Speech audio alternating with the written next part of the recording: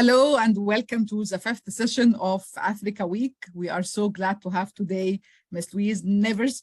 Ms. Louise is the CEO and the founder of KSM Minds, that stands for Creating Strong Motivated Minds. And actually this abbreviation is very dear to her because of a secret she will tell you about. Ms. Louise will talk about how to have open and honest conversations about racism and race and its impact on our lives and how to build a better future for all of us. Ms. Nevers, thank you very much for accepting our invitation. Welcome to the School of Continuing Education. Thank you very much, Dr. Amira. I've actually attended, as you know, I've attended all of the talks so far, and they've been really educational, really insightful. So I'm hoping that everybody will enjoy mine and get something useful out of it as well. So I hope it'll be beneficial to everybody today. Thank you very much. Wishing you all the best of luck. The floor is yours. Okay, so good afternoon, everybody. As Dr. Amira said, my name's Louise Nevers, and I'm the founder of KSM Minds. It does stand for Creating Strong Motivated Minds, but it also is named after my three children called Kyrie, Sana, and Manen. And I started my company 5 years ago when my son, who's now 13, was in year 3 at school. And in England, that means he was 7 or 8 years old. And somebody told him, another child told him he couldn't sit at the table because he was Black. And the school were really good.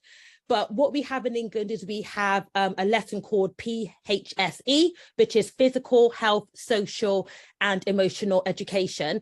And in those sessions, they will generally talk about stereotypes, prejudice, discrimination, and those sorts of things. And even though they were having this education, I found that my son wasn't able to have the conversations that I think he needed to have in order to be able to tackle racism effectively. So what I did is I created my company KSM Mind, and I now work collaboratively with schools and organizations who work with children to create and maintain anti-racist environments through the use of open and honest conversations. So that's obviously why I'm here today. So the plan for today is we are going to discuss a bit about racism.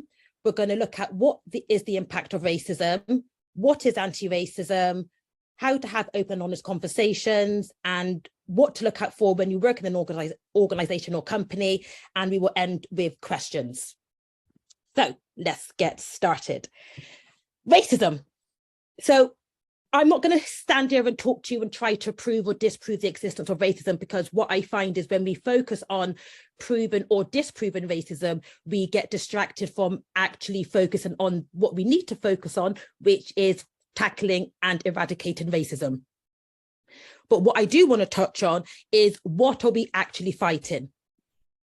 So what we're trying to fight is in the global community, especially the continent of Africa and countries that have predominantly Black people, they will have an issue with colorism. Now, what is colorism?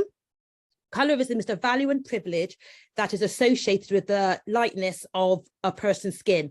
And what that means is that people will value people who are lighter, or the more closer to white you are, the more safer that people will assume you are. Now, the problem with this is that it has become internalized by the Black community. And then what it means is that then racism will show up in other ways in your organization. So racism isn't simply just white people being racist to Black and brown skinned people. There's also racism within the community, within the Black community, and that is colorism. And when, especially for you people who may potentially be working in the African continent, that is something that you will need to be aware of, because that is something that will or could present itself within your workplace. Another thing we need to be aware of is that not all people of color have the same experience. So in England, we're moving away from it now. We used to have a term called BAME, which is Black, Asian and minority ethnic people. And what has happened is we've moved away from that, as I said, and the reason that is because we have different experiences. So if we take the pandemic, for example, in China, there were reports of Black people receiving racism from Chinese people. Now, although Chinese people may receive racism individually in their own right, there may also be situations or circumstances when they will be racist towards other people. So when we lump them together and say that everybody receives racism the same way, what we're doing is we're actually not helping anybody. We are distracting from what the issue is by saying everybody's the same. You know, if we look at men and women, when we look at to resolve problems between men and women, we don't apply the same solutions all the time. We look at what men need, we look at what women need. And it's the same with races. Different races will need different support strategies, different policies in order to make the world a more equitable place. So what is the impact of racism? So many people think racism is individual acts that will maybe affect that person, for a short period of time. But what we're seeing more and more in research is that racism, continued exposure to racism has a long-term effect on your mental health. And part of the work that I do, I've been doing work with a university in Bristol, where we have been going into schools and we've been having those conversations with children to look at the impact that racism, being exposed to racism, is having on their mental health. And what we find is that continual exposure to racism can cause children to have adverse childhood experiences, also known as ACEs. And what that is they are distressing experiences that happen to us before the age of 18, and they can have lifelong negative emotional and physical effects on our mental health. So you may find that when you go into the working environment that there may be colleagues that you have who have ACEs because they have experienced racism from childhood. And that can include colorism, that can include, any type of racism that they've been exposed to. It's not mainly white on black and brown skin. So the ACEs can then lead to low self-esteem or low self-worth. So you can imagine if you've been exposed to racism for long periods of time over a continued period, that can then make you have a low self-worth or low identity or low feeling towards your identity. And if you look at social media on a bigger scale, what you will see in terms of the media, white women are idolized as the go-to, the image of beauty. And if you're growing up in an environment where you're not celebrated, where you're not seen, where your identity is not seen as beautiful, that can lead you also to feeling like you're not worthy of the chance. And it could also limit how you present yourself at work. You may not go for opportunities. You may not push yourself. So it's really important that we understand that racism is more than just somebody saying something to you on a one-off incident. It can actually start to affect you mentally, and it can affect how you show up in your daily life. And then added to that, it can then start to manifest itself in towards physical ailments.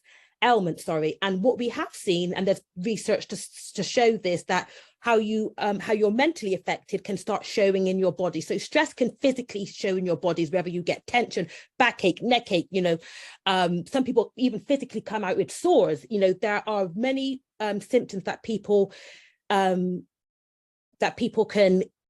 get just because they've experienced racism. So there's a real correlation between mental health and that resulting in physical ailments in your body. So that brings me on to want to talk about anti-racism.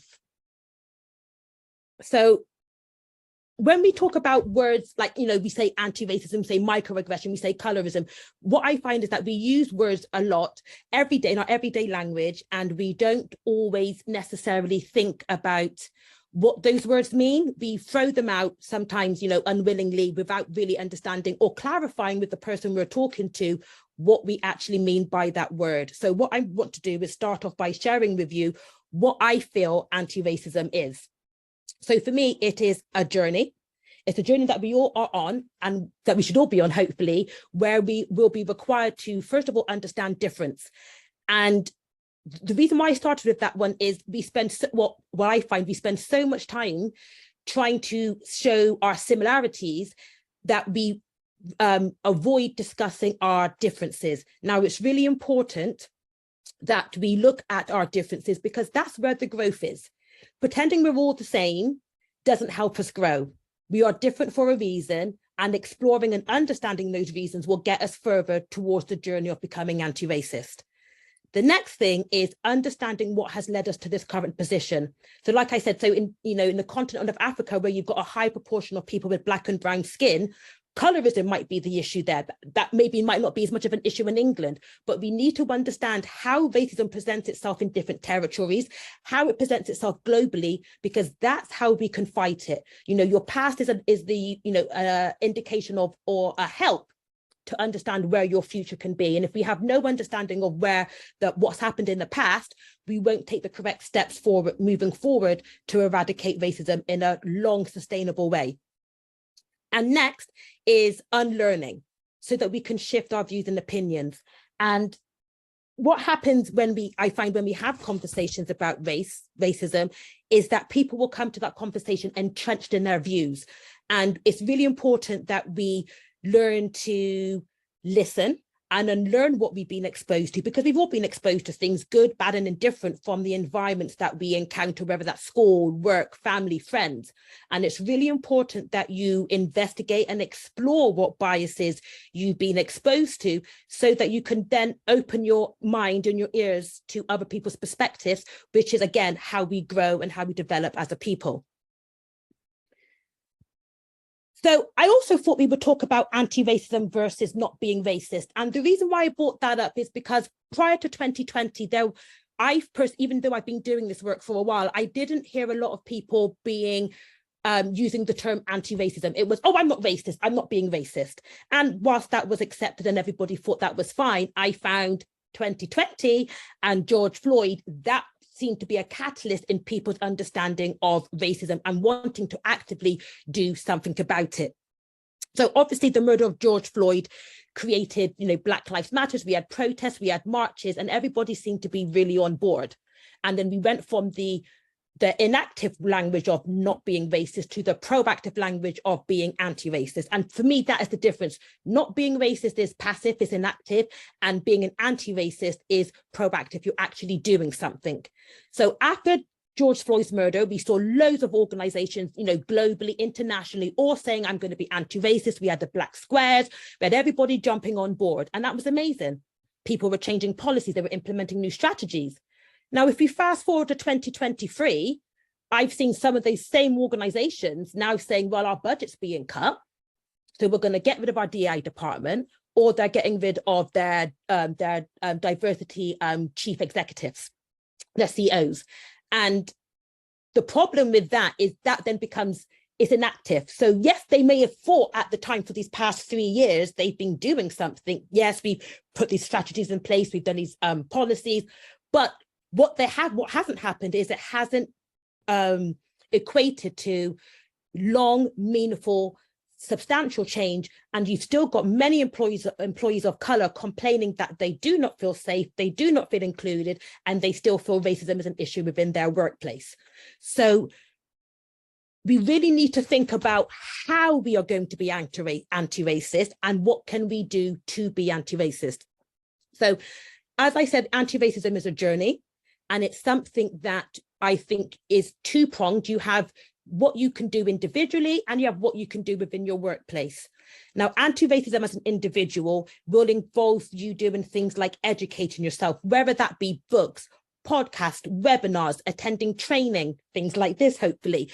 Those are proactive things to being anti-racist. And by doing that, by engaging with content and by having conversations with people, what you will find is when you go to have conversations in the workplace, or you have conversations of other people about race and racism, what you will see is that you will feel more empowered. You will hopefully feel more confident to have these conversations, because you've actually done the work to understand the past and how it has led us to where we are today. And hopefully, if you are in a situation where you see somebody or hear somebody say something racist, you will feel confident enough to challenge. And that's been a problem in society for a while where, and again, I'm not advocating anybody to do anything that would lead them in any harm physically or mentally.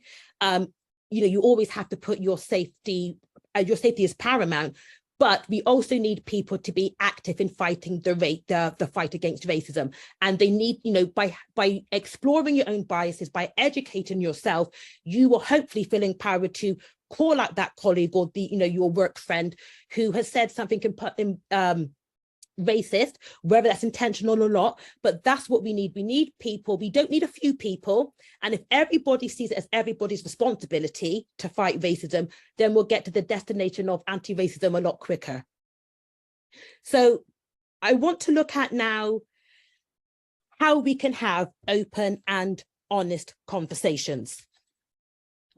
So for me, a large part of the reason why companies haven't been able to have these conversations, or sorry, haven't been able to make sustainable change, is because they do not know how to have these conversations. And I get it, having conversations about race and racism is really awkward. Most people feel uncomfortable to have that conversation, but it's really important that we have it. Now, these conversations in the workplace need to be ongoing. These are not something that you can just have once a year, or when there's a racist incident, or in England, like for example, in England, Black History Month is in October. You know, racism should not only be restricted to certain times of the year or because something's happened. This is something that should be embedded into the culture of your workplace. Now, before you engage in any conversation with anybody, this is probably more geared to if you're having a one-on-one or a conversation with a small group, as opposed to a training session. You need to establish the purpose of the conversation. And the reason why I say that is the reason why somebody may want to talk to you about race or racism could be completely different to the reason why you want to have a conversation. And I'm all about keeping yourself safe. And in order to do that, it's really important that you establish that purpose, because some people might want to talk to you about racism because they want to discuss their discomfort and they want to bounce something off of you, which is fine. Other people may see it as a chance to continue to share racist or discriminatory views, which obviously you may not want to hear. So it's really important to understand why you're having the conversation, because conversations in work, they should focus on trying to get to a certain end goal.